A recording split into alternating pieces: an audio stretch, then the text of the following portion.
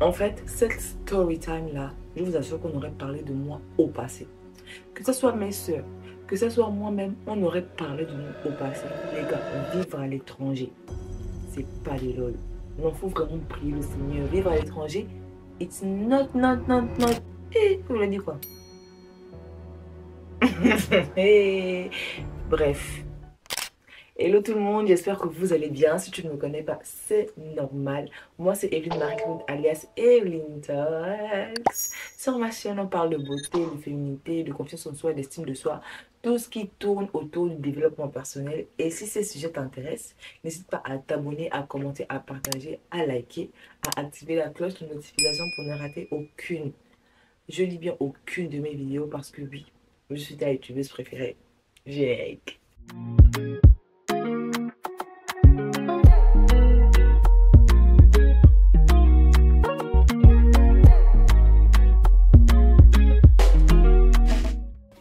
Tous les nouveaux là, vous qui allez connaître ma vidéo à travers cette story time, n'hésitez pas à vous abonner, à commenter, à partager, à regarder les autres vidéos pour suivre un peu l'avancement de la chaîne quoi.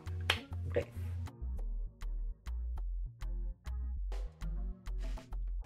Je vous mets dans la mise en contexte pour que vous puissiez bien suivre l'avancement et les étapes de cette story time. Mise en contexte. Après mon bac, moi, mes parents ont décidé de m'envoyer en Tunisie pour faire ma licence. Voilà, du coup, on se met en contact avec l'école qu'on a trouvée à Radisson Blu, carré F là.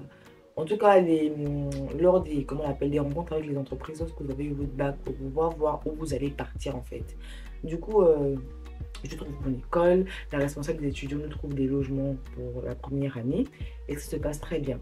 Donc, il était question de base que moi je me mette en colocation avec une inconnue, sauf que, arrivé devant, je me mets en colocation avec ma soeur qui s'appelle Orlan. Je vous mettrai, je vais vous illustrer les personnes qui s'appellent Orlan. Bref. Et je ne compte même pas cacher les noms, je ne sais pas trop quoi, parce que c'est une story time normale quoi. Bref. Il faut savoir que moi, quand je vais en Tunisie, je me mets en colocation avec ma grande sœur Orlane et on a une autre de nos grandes sœurs qui s'appelle grandes sœurs qui s'appelle Luce, elle qui sera dans une autre ville. On est dans le même pays, mais sera dans une autre ville pour étudier en fait, parce que nous, dans notre école, on ne fait pas sa filière et tout. Donc, nous sommes dans la ville de Nabeul, elle est dans la ville de Gabès. Sauf que il y a des péripéties qui font que dans son école à Gabès, bah, on se prenait sa filière et puis il y a un changement juridique et tout. Elle se retrouve à venir dans notre école pour suivre une autre formation quoi. Du coup, lorsqu'elle vient dans notre ville, bah, les colocations se sont déjà faites et c'est un peu compliqué de venir dans un appartement où il y a déjà 2 personnes ou 3 personnes. Je vous explique encore. En Tunisie, il faut savoir que le contrat, c'est le contrat. Si vous êtes 2 dans l'appartement, vous devriez vivre à 2. Vous ne pouvez pas héberger une autre personne pour une longue durée, en fait. Il faudra qu'on vienne vous voir peut-être pendant 2 jours, 3 jours, mais en mode héberger une 3e personne, alors que de base, dans le contrat, c'est 2 personnes, c'est mort. C'est vraiment mort. Donc, notre bailleur a refusé. Voilà, qu'elle peut pas rester quelques temps. Et pas plus, en fait. Pas plus. Bref. Quand elle vient à Nabeul, bah, il y a un de ses meilleurs amis qui la suit parce que lui aussi, il a dû changer d'école. Elle se dit, bon, autant me mettre en colocation avec lui. Et il y avait un autre dans notre école, lui aussi cherchait des colocataires parce qu'il venait aussi à peine d'arriver. Du coup, ils se sont mis en colocation à 3. Vous voyez. Donc là, on vit notre vie tranquille, sans péripéties. Ensuite vient la période estivale. C'est quoi la période estivale? C'est la période des vacances en été.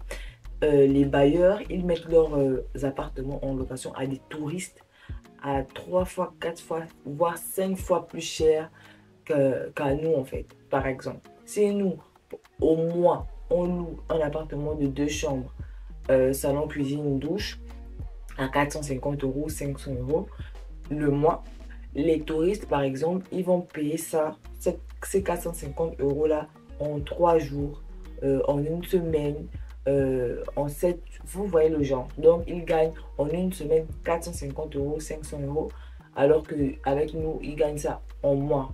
Du coup, la majorité des bailleurs, parce qu'il y a des bailleurs qui ne le font pas, mettent à la porte leurs étudiants. Enfin, pas mettre à la porte, c'est que lorsqu'on signe le contrat, bah, c'est stipulé que le contrat c'est 9 mois. Tu as le droit d'accepter ou pas. Mais bon, c'est un peu compliqué, donc on accepte.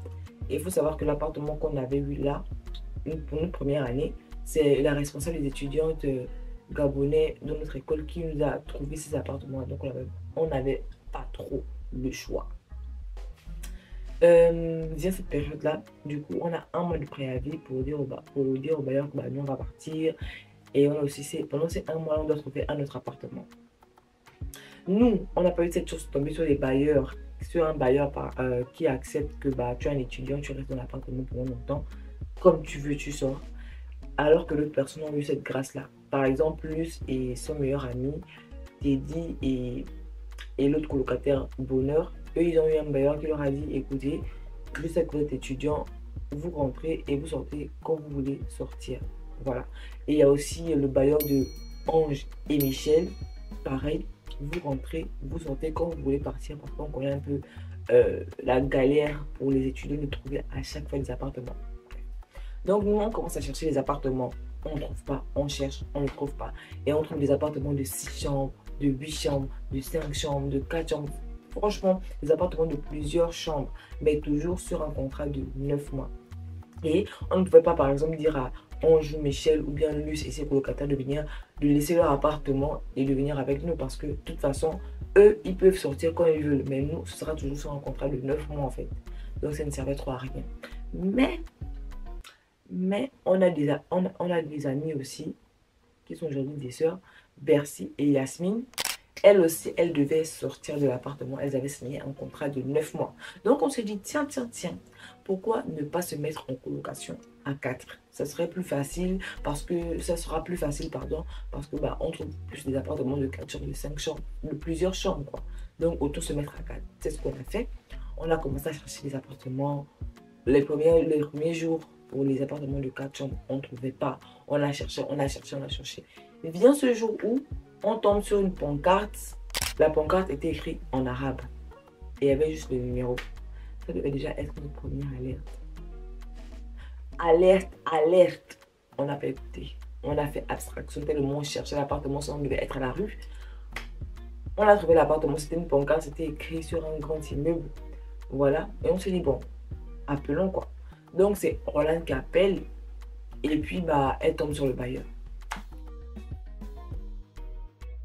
Du coup, Roland appelle le bailleur, elle dit au bailleur que voilà, nous sommes des étudiantes, on a vu votre pancarte au centre-ville, on aimerait savoir si l'appartement est toujours à louer et combien de chambres elle comporte.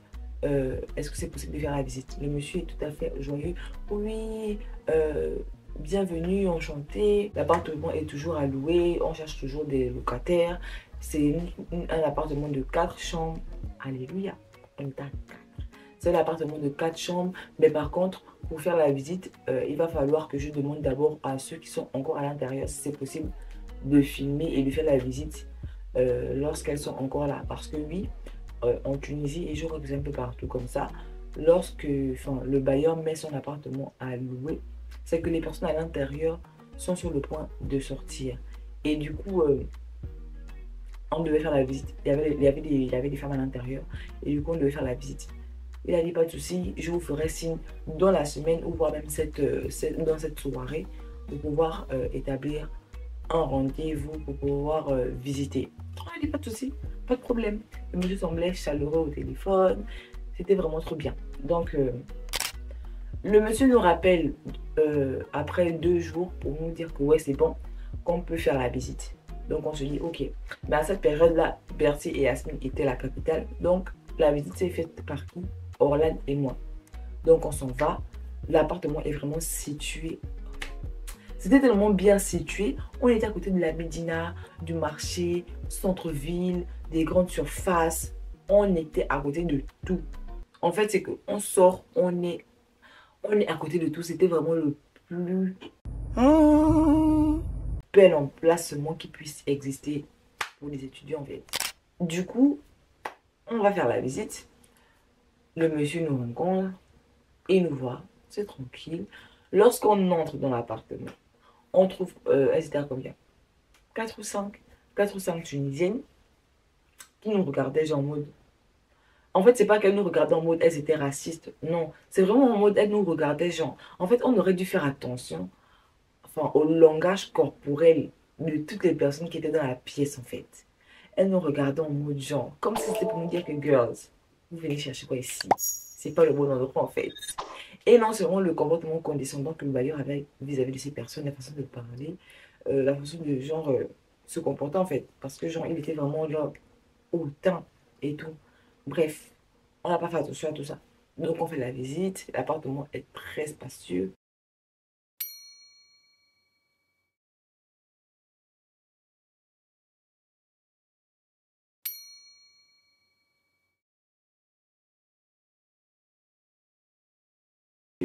Des chambres très spacieuses, 4 chambres.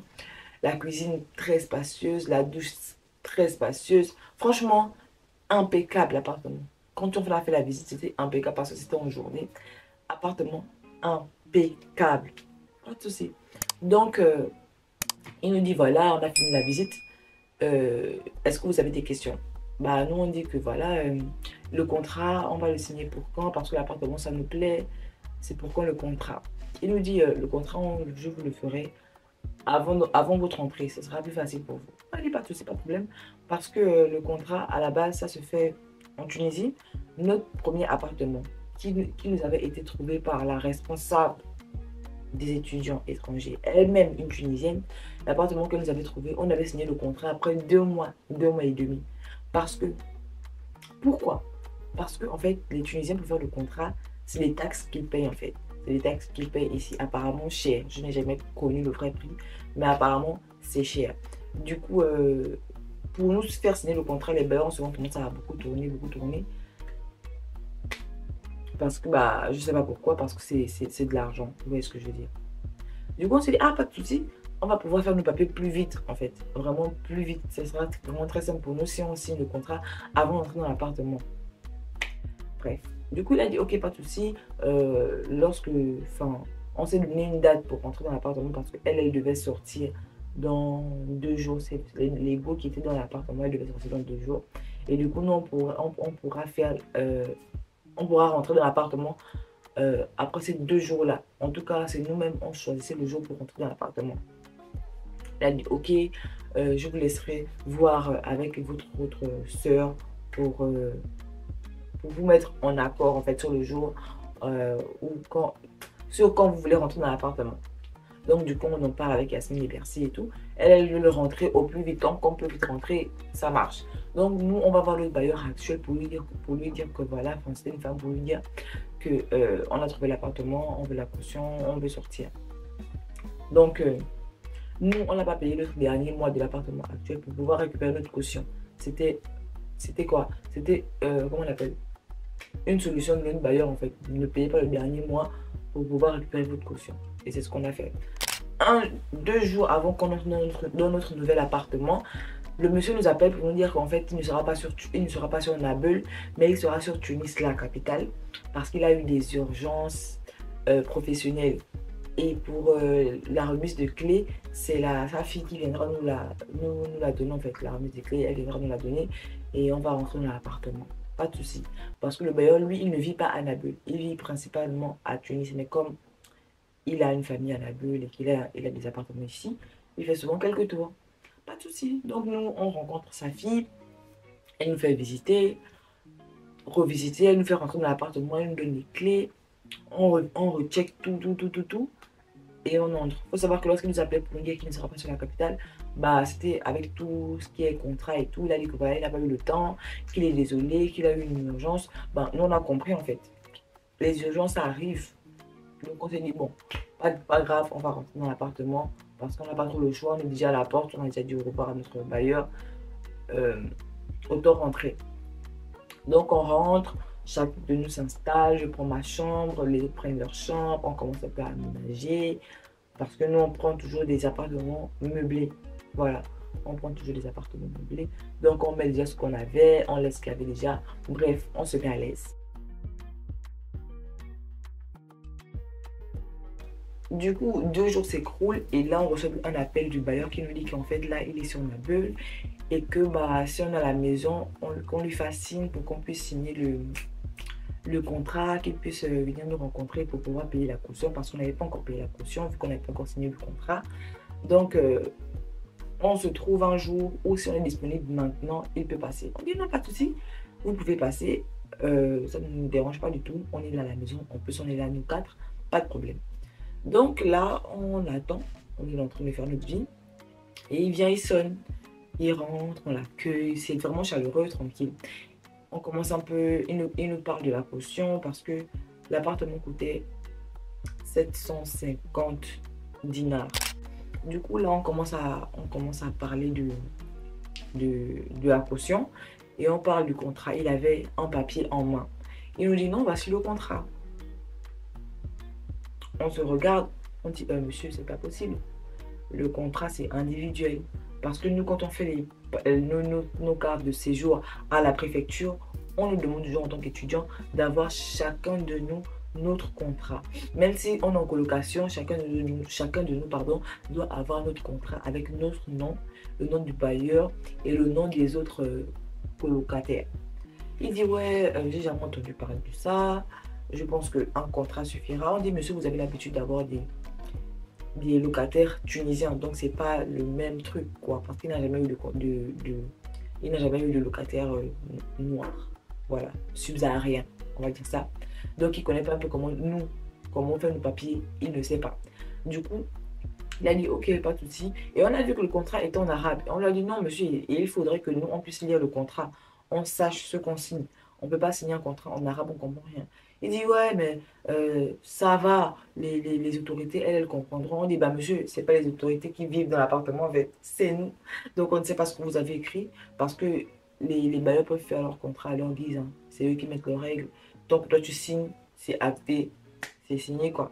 On dit monsieur, nous on aimerait un contrat en français. On n'est pas des arabes, on ne comprend pas l'arabe, on aimerait avoir un contrat en français. Il a commencé à vouloir hausser le ton en mode bah pourquoi c'est pas obligatoire. Après, et c'est là où Orlan a pris la parole en fait en mode like. Elle s'était fâchée là, Orlan. Elle dit non, c'est impossible que nous puissions signer un contrat en fait. Si vous savez que vous ne pouvez pas non seulement nous faire des contrats individuels, mais en plus nous faire un contrat en français, on vient à peine d'entrer, ça fait pas une semaine qu'on est dans votre appartement, on peut ressortir. Aucun contrat n'a été signé, on sort tranquillement, sans problème. Il dit non, non, non, non, ok, c'est bon, j'ai compris, je vais vous faire un contrat en français et individuel. Donc là, on commence à lui donner la caution, chose qu'on n'aurait pas dû faire. Mais nous, on s'est dit que c'était normal parce que, enfin, on a fait ça de notre premier appartement. Et surtout que notre premier appartement, c'est la responsable, une Tunisienne elle-même qui nous a trouvé l'appartement. Bah, si elle nous a fait rentrer dans un appartement et puis elle nous a fait payer la caution sans forcément signer le contrat en tout temps, bah, nous, on s'est dit que bah, ça va être la même chose en fait. Voilà, on a signé notre contrat après 2 mois et demi. Bon, on s'est dit que, ah, on a trouvé un bailleur qui va nous faire signer le contrat avant qu'on entre dans l'appartement. C'est une grâce en fait. C'est une grâce. Mais ah, chacun son comportement. Chacun son comportement. Bref, du coup, on n'avait pas de soucis. On lui a donné la caution. Il a dit qu'il allait nous faire le contrat d'ici quelques jours. Pas de problème. Donc, on vit notre vie. On est tranquille. Pas de problème. Mais on s'est rendu compte qu'il y avait un petit souci. Je ne vous l'ai pas dit. En temps, on avait trouvé des jobs d'été en fait. Moi, Orlan et Luce. Il faut savoir que notre appartement est très loin. Très loin de chez Luce en fait. Et nous, notre appartement est vraiment à côté. C'est à peine 3 minutes de marche pour aller à notre job en fait. Elle s'est dit bon, pas de problème. Comme c'est l'été, je vais souvent venir faire quelques jours à la maison, chez nous, pour pouvoir aller au travail en fait. Voilà. Donc c'est ce qu'elle faisait. Elle venait à la maison et tout, pas de problème. Et là, nous, il fait très chaud. C'est l'été. Il fait très chaud en Tunisie. Mais vraiment, l'été en Tunisie, c'est la mort. Il fait plus chaud que chez nous. Et eux, là, ils ne savent pas ça. Ils sont dans le déni. Ils ne connaissent pas que chez eux, quand c'est l'été, c'est plus chaud que chez nous, en fait. Ils ne savent pas ça. Donc, on se balade en tenue d'Adam et Ève. On est chez nous. Donc, on se balade en petite tenue. Il fait très chaud. Il fait très chaud. Notre appartement n'est pas... Il n'y a pas de split. Donc, vient un jour comme ça. On est tout en soirée à la maison. On s'est rendu compte que 2-3 jours là, le soir, il y a un attroupement de mecs en dessous de chez nous, quoi. Ça n'arrivait jamais. Donc, on s'est rendu compte que pourquoi il y a toujours des gens en dessous de chez nous et qui ont toujours l'air de regarder notre direction. Luce dit quoi? Elle va descendre et puis elle va aller voir à quoi ça ressemble chez nous dans la nuit. Donc quand elle descend, elle se rend compte que purée de patates, il y a des gens qui nous voient. On nous voit bien, c'est vraiment une vue panoramique. Hey Jésus! On nous voyait. Donc nous quand on marchait en slip ou quoi.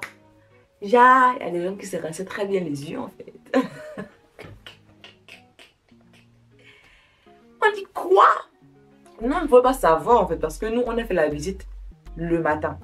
Et le matin, bah, vous connaissez les rayons du soleil, bah, on ne peut pas voir à l'intérieur. Et nous, on s'est dit que c'était aussi comme chez Luce en fait. Parce que chez Luce, que ce soit en journée ou en soirée, tu ne peux pas voir de l'intérieur. Vous voyez ce que je veux dire? Moi, je ne sais pas comment son bailleur a construit son appartement, mais tu ne peux pas voir de l'intérieur. On s'est dit que c'est la même chose. On nous voyait très bien. Et là, vu qu'on ne peut pas faire de modification, on peut pas faire de modification dans l'appartement de nos bailleurs là-bas. Pour faire les modifications, il faut demander leur accord, voir eux-mêmes qu'ils meublent ce que vous demandez en fait, parce que c'est un appartement meublé. On dit au monsieur, ah écoutez, on nous voit à l'intérieur la nuit. Parce qu'il fait très chaud, nous on se balade pas très vêtus, on nous voit à l'intérieur. Vous savez ce qu'il nous dit? Il nous dit, ouais, pourquoi vous marchez en petite tenue chez moi? C'est pas normal. Ne marchez pas en petite tenue, en fait, et les gens ne viendront plus vous voir. Le God! On dit, monsieur, on paye le loyer pour ça. À partir du moment où on paye un loyer, c'est plus chez vous, c'est chez nous en fait. Et c'est pas vous qui allez nous dire comment on va vivre chez nous quand même. On aimerait être à l'aise, c'est chez nous. Like, hey, calm down. Calm down now. Really now. Ok? Il a commencé à baisser le ton. Elle dit, bon, ok, qu'est-ce que vous voulez? On dit, monsieur, les rideaux, nous-mêmes, on peut s'en charger. Hein? C'est comme la déco de chez nous. Mais pour le petit truc qui tient le rideau là, il faudrait que vous puissiez nous le fournir. Parce qu'il faudrait que pour le mettre, il faut percer les murs et tout. Parce qu'en soi, les trucs qu'on colle avec les ventouses là, ça tombe toujours. Il a dit, ok, pas de problème. Il a raccroché. Même avant de raccrocher, on lui demande que, ah bah, ça tombe bien, on vous a au téléphone.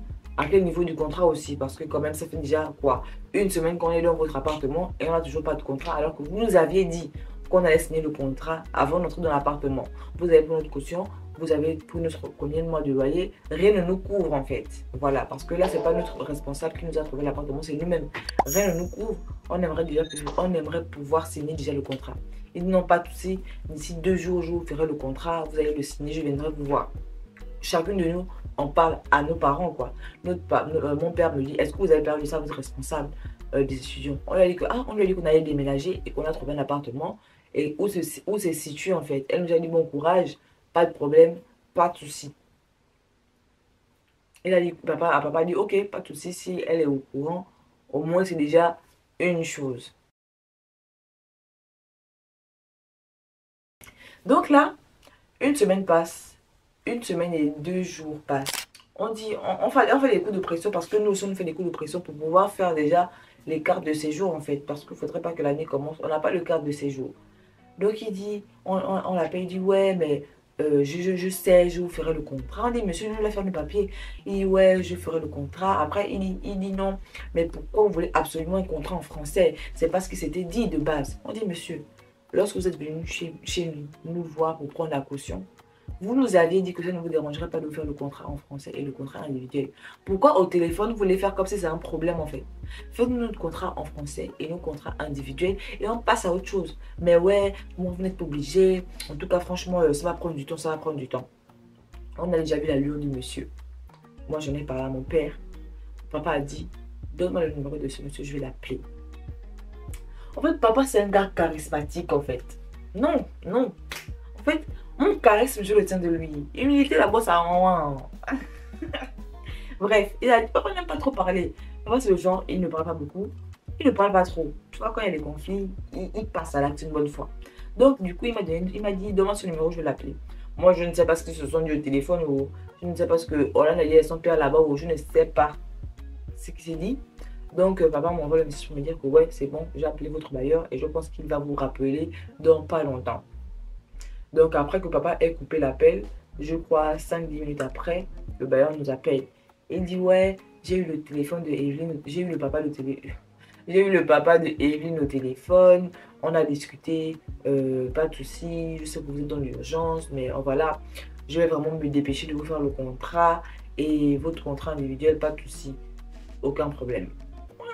On s'est dit que c'est géré en fait, c'est géré, c'est acté, c'est signé, no soucis, no problème.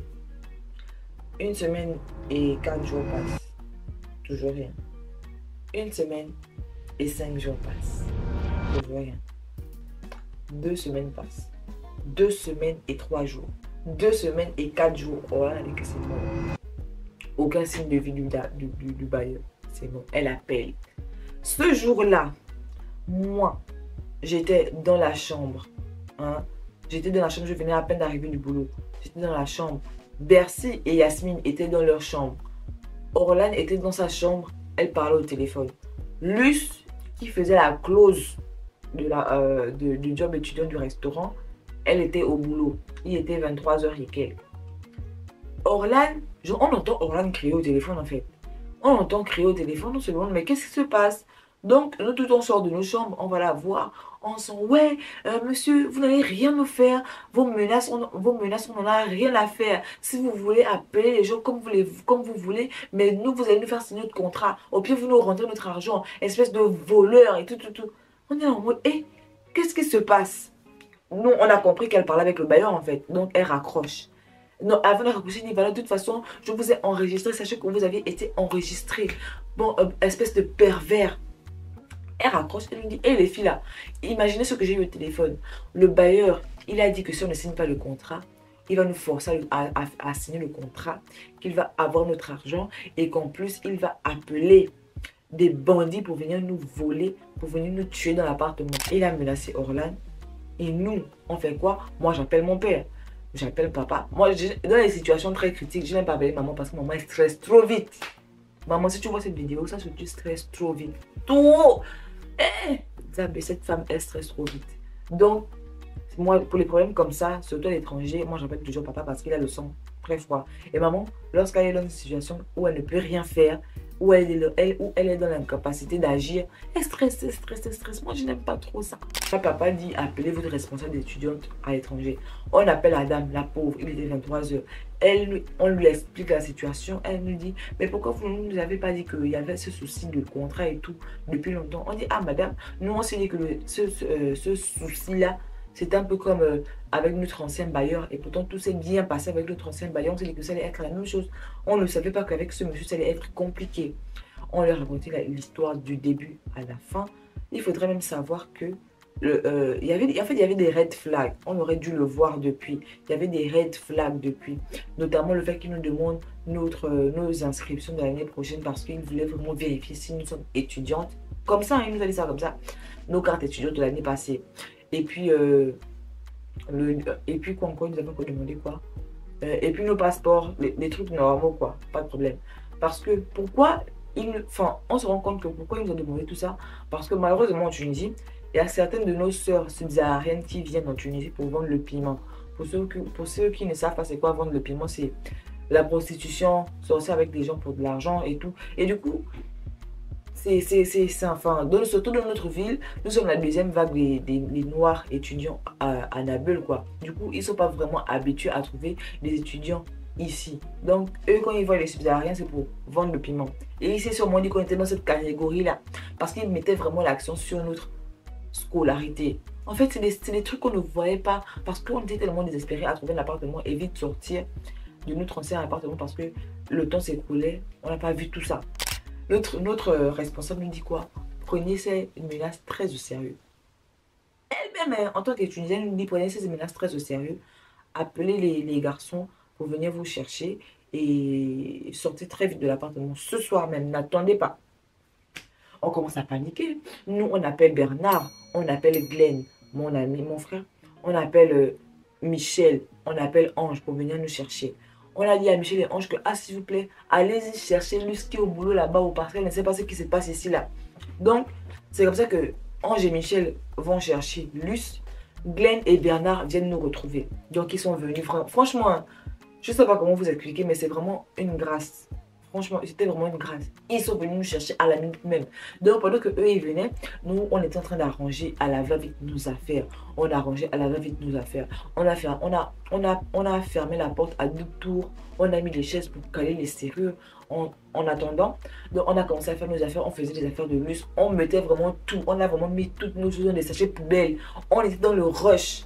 On était dans le rush parce qu'on avait peur en fait. Et on avait plus peur, pourquoi? Parce que c'est notre responsable elle-même des étudiants gabonais de notre école, elle-même qui est tunisienne, qui nous demande de prendre les menaces très au sérieux. Ça nous a mis un coup de pression en fait. On était maintenant là, faut sortir, faut sortir, faut sortir. Et là, Bernard et Glenn arrivent, on ouvre la porte, il nous dit, ah, les girls, il y a des gens bizarres en dessous de chez vous. On s'en et l'affaire est sérieuse en fait. Donc ils nous aident. En temps, ils appellent des taxis parce qu'il faut savoir que nous, on a toujours des numéros de taxi dans nos téléphones en fait. Mais comme meuf, on a toujours des numéros de taxi dans nos téléphones parce que, enfin, voilà quoi. Donc les deux taxis viennent nous chercher. Et à cette période, à ce moment-là, Michel, Ange reviennent avec Luce, si je me rappelle bien.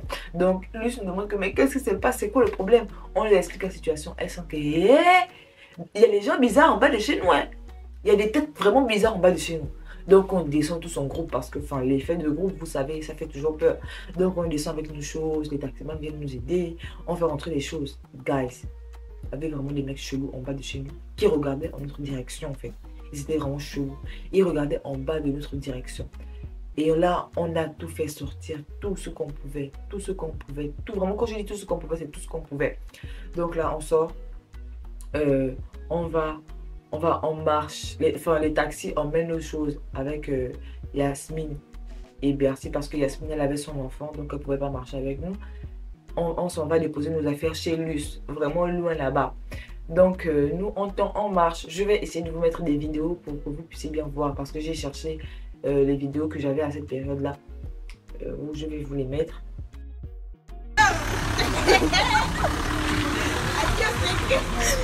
Le SDF. Entre le marche à la route. Oh mon Dieu. Donc là, on va en marche, on était tellement désespérés.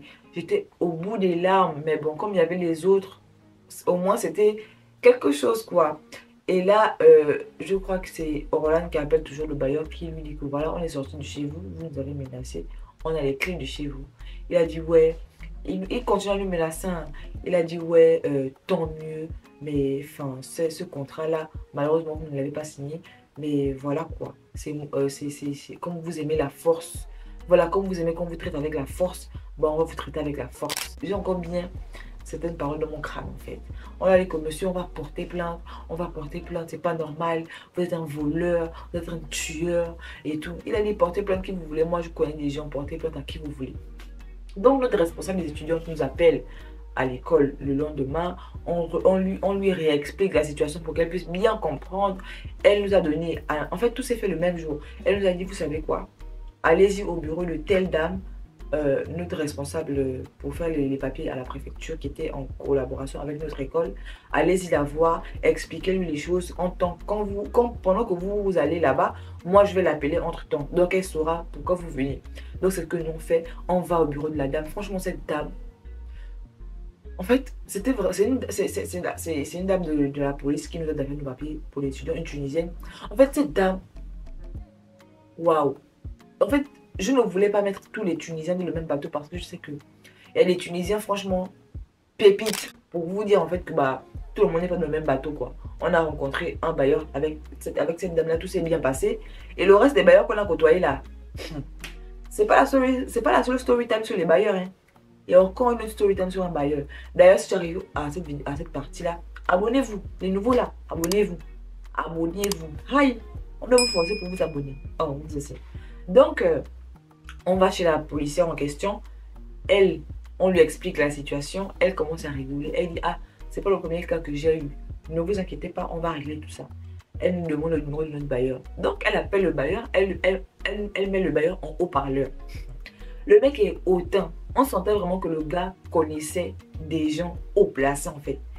La dame parle, il dit ouais bon, elle dit bonjour monsieur, elle se présente, elle dit que voilà, on est face à un cas, vous avez hébergé pendant 2 semaines tel, comme si c'était les noms. Et le monsieur, il ne veut même pas parler, il dit ouais, vous m'appelez pourquoi et tout. Les dames ont dit qu'elles ont été agressées, elles ont l'enregistrement de l'appel que je viens d'écouter et ce n'est pas normal. Pour pouvoir régler la chose à l'amiable, monsieur, rendez la caution, rendez le mois de loyer parce que elle, c'est pas possible. En fait, elle a commencé à parler. Le gars, il a dit, il rend rien. Je ne rends rien, je ne vais rien faire. Portez-moi plainte. Moi, je connais tel. Il a commencé à citer les noms. Je ne vais rien rendre. Je ne vais rien rendre. Ne me stressez pas. D'ailleurs, vous, je n'ai pas peur de vous. Il a commencé à parler comme ça. Je n'ai pas peur de vous. Vous êtes qui? Vous n'êtes rien. Allez-y porter plainte à qui vous voulez. Et elle m'a dit, ok, pas de souci, c'est comme ça que vous voulez parler. Moi aussi, je vais vous montrer que bah, je suis quelqu'un et que moi, je n'ai pas aussi une petite place dans cette société. C'est ce qu'on verra. Adam nous aide à rédiger la lettre, la plainte. Elle nous aide même à rédiger la plainte. Elle nous dit, avec cette lettre-là, allez-y à la police, au commissariat du département de votre quartier et vous allez porter plainte là-bas. Vous allez comme ci. Elle nous a indiqué comment il fallait faire. Donc nous, on s'en va là-bas. On trouve aussi des dames à l'accueil. On leur explique la situation et les dames nous disent qu'il y a de fortes chances que vous ne gagnez pas ce procès parce que enfin, vous ne devriez pas entrer dans l'appartement sans signer le contrat. On leur explique que, ah madame, c'est comme ça que ça se passe. On nous a fait, dans notre premier appartement, on a fait comme ça et c'est notre responsable qui nous a fait rentrer comme ça. Du coup, on s'est dit que ça devait être la même chose en fait. Nous, on était déjà à la rue. On ne pouvait pas trop attendre. On s'est dit que bon, au moins, il va nous signer le contrat, même si on est déjà dans l'appartement. Elle a dit que, ah, ils vont jouer dessus. De base, ça se fait, mais ils vont jouer dessus pour pouvoir vous donner le tort, en fait. Donc, dites ça. Elle nous a aidé à avoir une version plus cohérente de la chose pour que, enfin, on puisse avoir raison et pouvoir gagner le maximum d'argent parce que ce qui est sûr, c'est qu'on n'allait pas gagner tout notre argent. C'est ce qu'elle nous a dit. Donc, elle commence à nous aider, elle commence à parler. Elle nous aide. Franchement, cette dame. Et il y a vraiment des Tunisiens que je porte dans mon cœur, hein, même si je ne les ai pas côtoyés longtemps, mais cette dame-là, franchement, je les ai toujours dans mon cœur. Et donc, pendant que nous, on est en train de parler avec les dames, le processus, c'est quoi? Le processus, c'est que tu viens d'abord ici. Ensuite, elle te met en relation avec une autre personne pour pouvoir rencontrer le plus grand, en fait. Mais lui, il a fait quoi? Il est venu, il s'est à peine qu'il s'est mis, il a dit, bon, moi, je vais voir tel. Il n'a même pas trop tardé. Il est passé. Et là, on lui dit, mesdames, c'était le monsieur en question. Elle fait, ah, c'était lui. Elles se sont tues. Ah, parce que le monsieur, apparemment, elles le connaissent très bien. C'est le chouchou de l'endroit. On a su que c'était moi. Donc là, en ce temps, le responsable des étudiants gabonais à l'étranger qui sont enfin, c'est des Gabonais qui travaillent en fait pour le consulat en fait. Donc, ils nous ont appelés. Ils nous ont appelés et tout ça. Parce que lorsque nous partions porter plainte, la dame, la responsable des étudiants étrangers de notre école a appelé le responsable des étudiants gabonais précisément. Donc ils nous ont appelé, ils nous ont dit que voilà, ils ont appelé le bailleur, ils ont essayé de régler les choses à l'amiable parce que voilà, ce qui est sûr, c'est que vous n'allez pas gagner dans le pays d'autrui.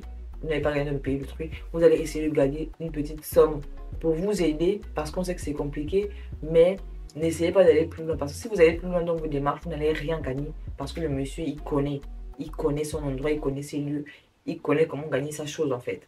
Donc vous, autant vous contenter du peu qu'il pourra vous donner. Donc, on est là, on attend 15 minutes, 20 minutes, 25, 30, 1 heure, 1 heure et demie. On le voit sortir main dans la main avec le responsable, le haut placé qu'il connaît. Hein? On le voit sortir de là. Il nous dit, ouais, j'ai eu le responsable des Gabonais au téléphone. Et il a été dit que voilà, vous allez récupérer une certaine somme. Donc, allez-y me retrouver à l'appartement pour qu'on puisse faire les comptes.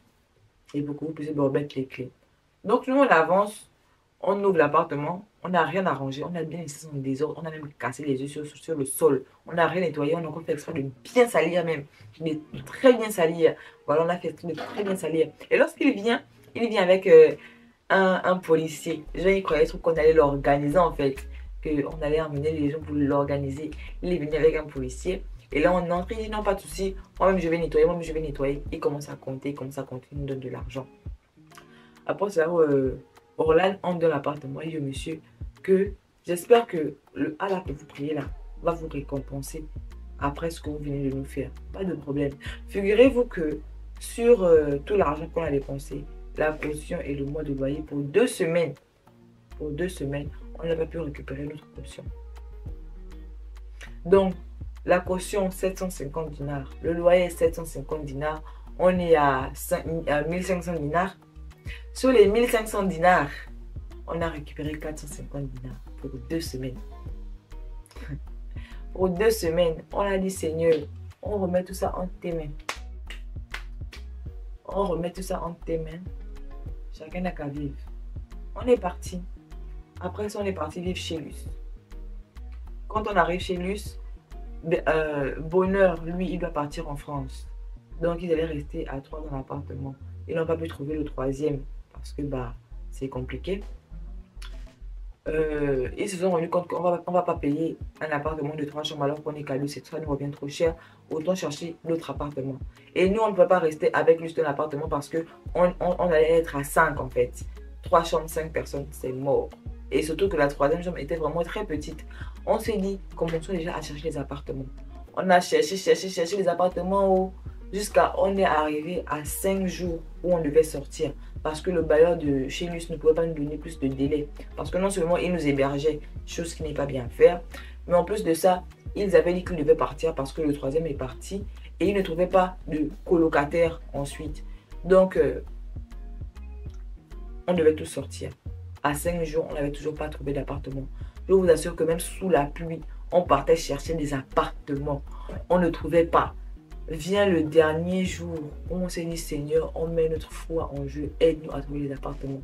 En fait, cette situation-là, Dieu voulait nous changer nous en fait. Je sais pas par quelle situation, comment il voulait nous changer, mais il voulait nous changer nous. On n'a pas trouvé d'appartement et il fallait qu'on sorte. On a demandé au bailleur si on pouvait rallonger les jours.